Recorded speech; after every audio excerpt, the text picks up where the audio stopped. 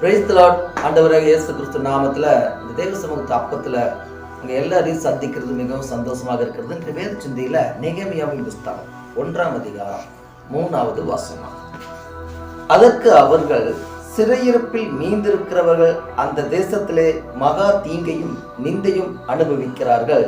எருசலேமின் அலங்கம் இடிக்கப்பட்டதும் அதன் வாசல்கள் அக்னினால் சுட்டரிக்கப்பட்டதுமாய் கிடக்கிறது என்றார்கள். அல்லேலூயா.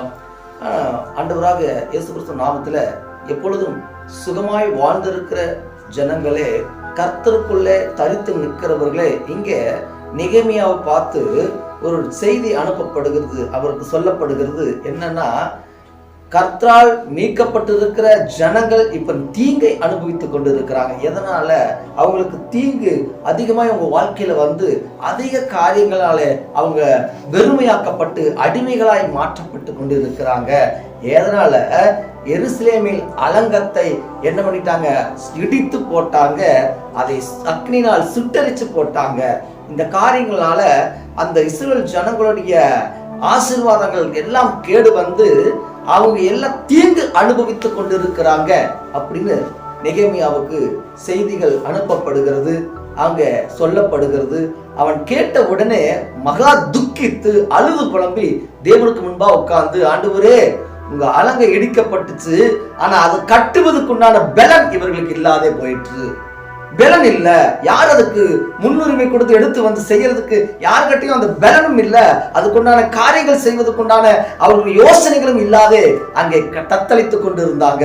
அப்பதான் நெகேமியா அங்கே ஆண்டவருக்கு முன்பாக உட்கார்ந்து, ஆண்டவரே, நானும் என் தகப்பன் வீட்டாரும் பாவம் செஞ்சோன்னு அழுது புலம்பின உடனே ராஜாவின் கண்களிலே தயவு கிடைக்கும்படி கர்த்தர் கிருபை செய்தார். அவரோட ஒரு லெட்டர் கொடுத்து, இன்னும் இருக்கிற ராஜாக்கள் எல்லாம் அவங்களுக்கு என்ன பண்ண உதவி செய்யும்படி அவன் ஒரு அதிகாரத்தை கொடுத்தார். இது ராஜாவால் உண்டாக்கப்பட்டதில்ல, மகாராஜாவாகிய இயேசு கிறிஸ்துவால் உண்டாக்கப்பட்டுச்சு. உடனே அலங்கம் அவன் அங்கிருந்த கர்த்தருடைய அந்த தேவாலயம் கட்டும்படியான எல்லா காரியங்களும் அங்க கட்டும் பொழுதுதான் இந்த இஸ்ரவேல் ஜனங்கள் இன்னும் ஆசீர்வதிக்கப்பட கர்த்தர் கிரியை செய்தார். ஒன்று தெரிஞ்சுக்குங்க, ஆலயங்கள் கட்டப்படணும், ஆலயங்களுக்கு தேவைகள் சந்திக்கப்படணும், ஆலயங்களுக்கு நாம் உதவி செய்கிறவர்களாய் அதை நடத்துகிறவர்களாய் நாம் இருப்போமானால் நிச்சயமா கர்த்தர் நம்மை ஆசீர்வதிப்பார், நம் குடும்பத்தை ஆசீர்வதிப்பார். நல்லா தெரிஞ்சுக்குங்க, தேவராஜ்யத்தை கட்டுப்படுவது கட்டத்தான் உங்களையும் என்னையும் இந்த பூமியிலே தெரிந்து கொண்டிருக்கிறார். ஆமா, தேவராஜ்யத்தை கட்டுவதற்கு பிரயாசப்படும் போது நம் வாழ்க்கை கர்த்தர் ஆசீர்வதித்து நடத்துகிறார். நம் குடும்பம், நம்ம பிள்ளைகள் எல்லாவற்றையும் கர்த்தர் ஆசீர்வதிக்கிறார்.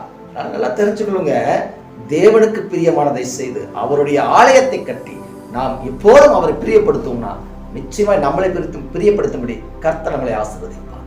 வேத சிந்தங்களை பிரியமா இருக்குன்னு நம்புகிறேன்.